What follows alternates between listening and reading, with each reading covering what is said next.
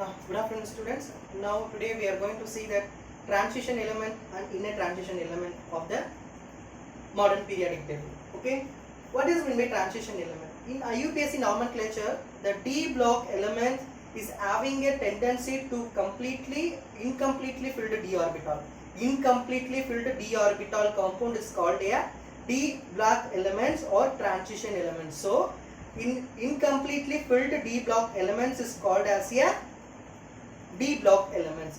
What is the speciality is there for D block elements or transition elements means the n number of industrial application is there. Now we are going to discuss one as one. Okay, group number in modern periodic table, group number 3 to 12. Group number 3 to 12 is called as a transition elements or D block elements. Group 3 to 12 are called as a transition elements or D block elements. Yeah, incomplete D shells is there. So only we say the D block element. In P block element we discussed in earlier that lesson. The P block element is nothing but the incomplete P orbital is there. So only we say that P block element. Now we are going to see the D block elements or inner transition elements. Transition elements. The D block incompletely filled D block elements. So only this is called as a D block elements. You understand the P block element and D block element. P block element incompletely filled P block and D block element is incompletely filled D block element. Second point, the transition element is having a property to making a colors to the crackers. The third point, this all are coming under metal. These all are coming under the metallic behavior. These all are coming under the metallic behavior. See, group 3 to 12 are called the transition elements or D block elements. You understand? Incompletely filled D block, D subshell is there. So only we call it a D block element. The F block elements is called a inner transition elements. F block is called a inner transition elements. The two divisions is there in F block elements. One is a lanthanoid, another one is a actinoid. One is a lanthanoid, another one is a actinoid. So lanthanoid is having a 12 elements, and actinide is having a 12 elements. Lanthanide is nothing but lanthanum to lutetium is lanthanide. Actinium to germanium is called a actinoids. These are coming under a transition element property. Now we are going to see the general electronic configuration of D block element. First, the D block element general electronic configuration. D block element a noble gas configuration because it's a completely filled orbital. You need not to worry about that completely filled orbital. But we see that valence shell or D subshell. Valence shell or D subshell. Why we are saying that valence shell? The electron, the outer electron is coming to that valence shell, the filled the configuration. So only the valence electron is having a very much property to making a metal and two metalloids. So if this is a completely filled section, then n-1 D1 to 10. Suppose D1 to 9 is there means that is called incompletely filled. Suppose D2 is there means that is also called a incomplete filled. So NS2 this is completely filled. This orbital, this intermediate orbital is having a vacant to allowing entering the new electron to the d orbitals. Now we are going to see that F block elements. F block elements is nothing but this is also completely filled section. Now F block elements you understand the F subshell will having a tendency to allowing the electron. So only we say this is called a F block element. Here a D block element, D subshell also some vacant is there, but all the electron is coming under F cell only, not in D shells. This N cell is completely filled. So this D shell is having a property to allowing the electron. This F cell is having a property to allowing the electron making a bond. So only we are saying a D block element and F block element. Now the transition metals are highly reactive. Why the transition metals are highly reactive means this D10 electron is having a property. So only it is easily reacted with another compound making a bond and giving a complex or compound and coordination complex. Okay. So the electronic configuration according to how in 11th standard also I said in electronic configuration the electron is filled only at two rules. First one is Hopper principle, second one is Ohm's rule. So this D block element the electronic configuration allowing to enter according to the Hopper principle and the Ohm's rule. Then the atomic size and ionic size. Why we are going to see the atomic size and ionic size? atomic size increases, the electronegativity of the atom is increases. So in top to bottom the atomic size is increases, but in this group 13 to 12 the period is the 3 to 12. So along with the period the atomic size is decreases, along with the column the atomic size is increases. So only halogens is having a high electronegative atom because the atomic size is very high. The transition elements is having a very small atomic size, so only this atomic size is very less, so electronegativity is very less. But the scandium to vanadium, that is group number 3 to 12, the atomic size decreases, nuclear charge increases slightly. Nuclear charge increases slightly is nothing but its ability to attract the electron is outermost shell very easily. Thank you.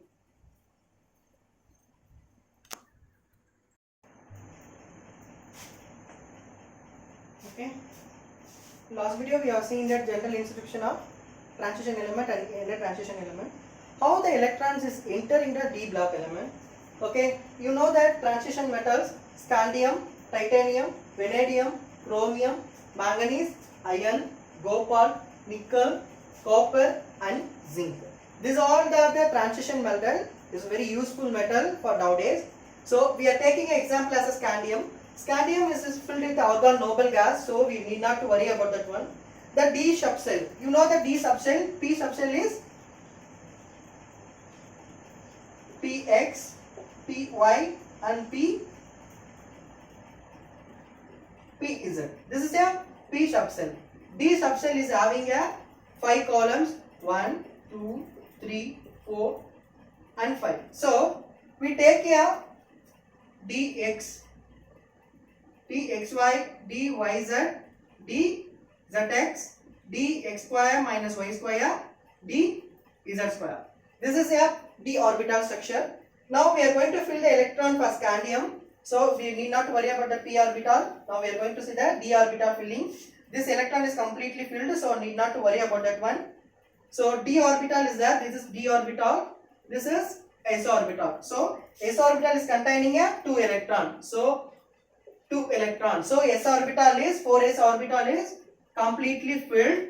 Then 3d orbital is having a only 1 electron. So only 1 electron. So scandium is having a property to a transition metal because in d orbital is having a only 1 electron, but its 4s electron is completely filled. Suppose we are adding a scandium chloride. Scandium chloride. Okay. Now the chlorine electron is coming to making a bond with this pair and then this pair. So the electron is allowing to entering the d orbital. So only this element is called a d block elements. Now you can understand the electronic configuration of scandium. Scandium is having a argon plus 3d1 and 4s2. 3d1 is the electron is filled with dxy section only, dxy section only, dyz and dxy, zx and dx square minus y square, dz square is fully empty. But the 4s electron is completely filled. So the scandium is able to making another complex or another coordination compound very easily. Okay, so only this transition metal is act as a cations. The transition metal is act as a cations. Cations is nothing but ability to attract a positive, negative ions very easily because the vacant shell is having a property to attract the valence shell. So now we are know the foremost important property of iron. Now worldwide the important metal is iron. So now we are going to see that electronic configuration. P block element. Okay. So D subshell. D subshell. This is a dxy, dyz, dzx, dx square minus y square, dz square. Okay. How many electrons is there for d orbital? 6 electron. First, according to the Oppo principle, how the electron is filled? Yes, singly filled. Okay.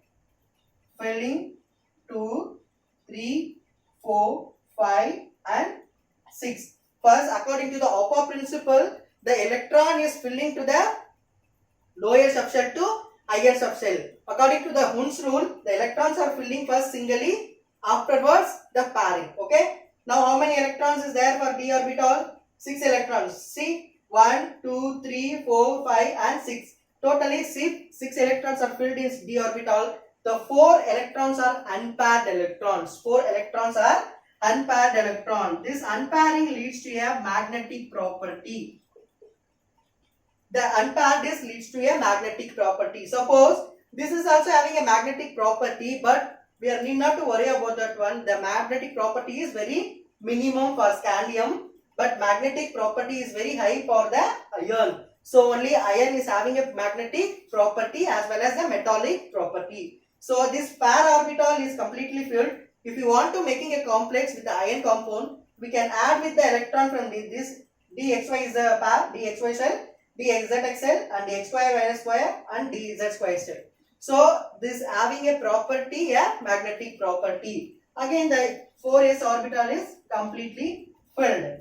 Now we are going to see that copper. This is a important property for difference for copper and iron. See, again we are going to draw that section d block element, d orbital.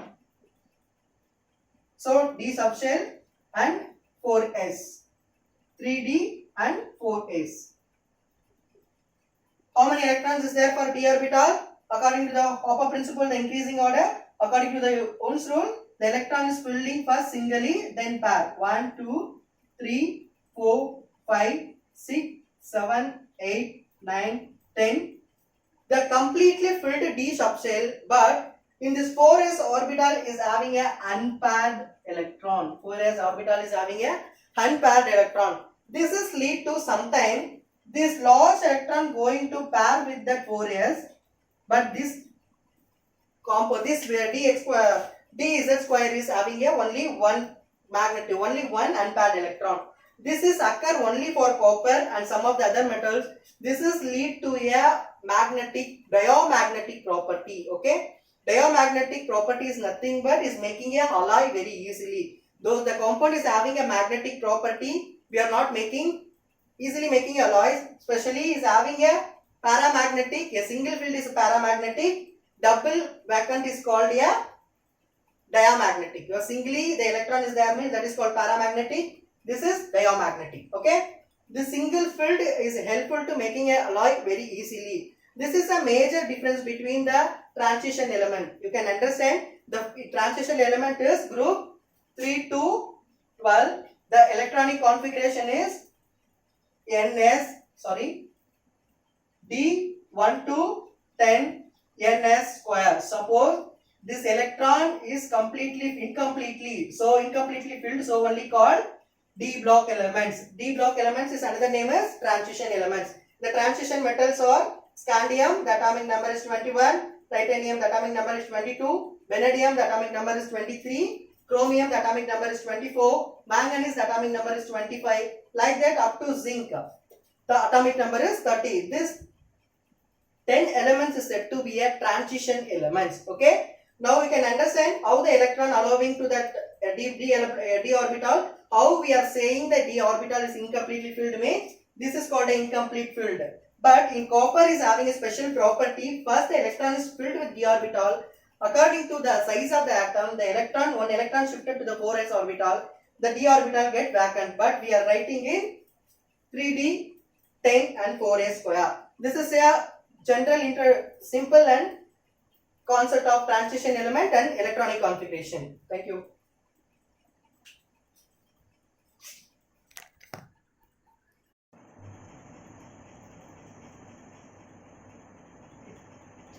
So, previously we have seen that electronic configuration, what are the atom, what are the electronic configuration, and then how the d orbital is filled according to the Ohm's and Hopper principle. Now we are going to see that metallic behavior. This is a very much important point for the transition element. All the transition elements is a metal, so it should be obeying the metallic behaviors. Okay.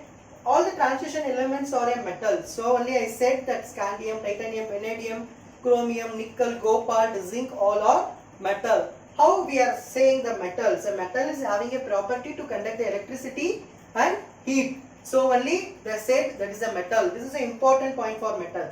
In all the transition metals are conducting a heat as well as electricity very high. So only the transition metal is said to be a good conductors and metal. Then structures HCP, CCB and BCC. HCB is nothing but hexagonal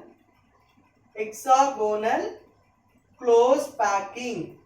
Hexagonal close packing is nothing but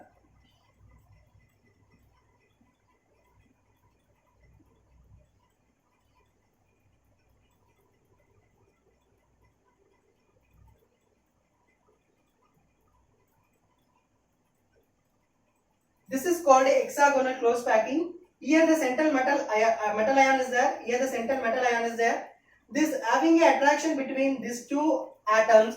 These two atoms is having bonding. So this is called a hexagonal structure. So in metallic behavior of transition elements is having a hexagonal structure or close packing structure. Close packing structure is nothing but a square structure. In the center, we are having a central metal ion. These are the ligands. So only we are having a transition metal is having a structure of hexagonal structure and then CCB structure. CCB or BCC, the face centered cube. This is a face centered cube or cubic close packing. The both are same name. So hexagonal structure is like this. The close packing system, cubic close packing system is like this. So you know that all the metals is having a high boiling point or high melting point. Why means the d orbital is having a property to increasing the melting point. Suppose the scandium we are having only one electron in the orbital. So is maximum level of the temperature only required for the melting, but comparatively iron is having a 6 electron. So we need maximum energy for comparatively scandium. Iron is having a high melting point. So only iron is having a tendency is a very hot metal. Then metallic bonding is maximum. Metallic bonding is maximum means the metallic bond is maximum. We can make a alloy, we can make a coordination compound, we can make a structurable thing. The strengthening of the compound is very high. So only we are constructing a home, the iron is act as in your pillars. Okay. So the metallic behavior is maximum. The metal is ability to attract the another metal like a cement very easily. That is called a metallic behavior. That should be maximum. So only the strength is very high. Then ds configuration is strong for the interatomic attraction. What is meant by interatomic attraction means ds configuration. This is a D6 configuration. ds configuration is nothing but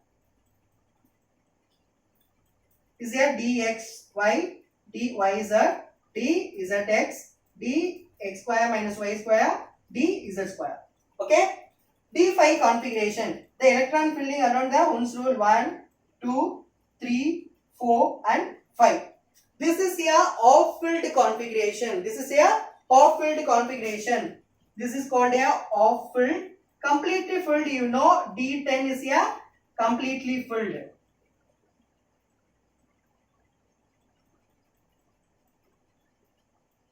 So D10 is a completely filled.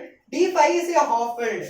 Off-filled configuration is strong interatomic attraction means is ability to making a bond very easily. That bond should be very strengthening. So only the D5 configuration is maximum for the metallic behavior and then strengthening for the compound interaction or central metal ion to ligand interaction is maximum for the D5 configuration. So this metallic behavior, all the transition elements are metals.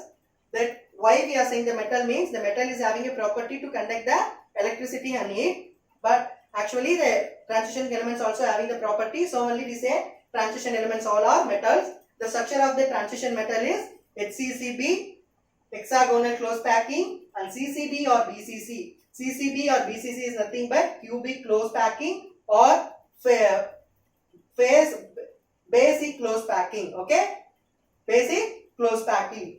Then melting point. According to the configuration of D10, filling of D10 orbital, d orbital, the melting point is increasing and decreasing. Especially the metals is having a high melting point due to the d orbital. The metallic bonding is maximum. Example is iron.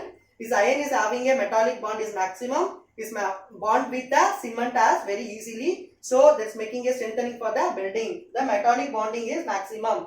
Then D5 configuration is strong interatomic attraction. This is a D5 configuration. This configuration is off-field configuration. Is ability to making a electronic attraction between another atom or another molecule very easily. That once they have formed a bond, the bonding strength will be maximum. Okay, thank you.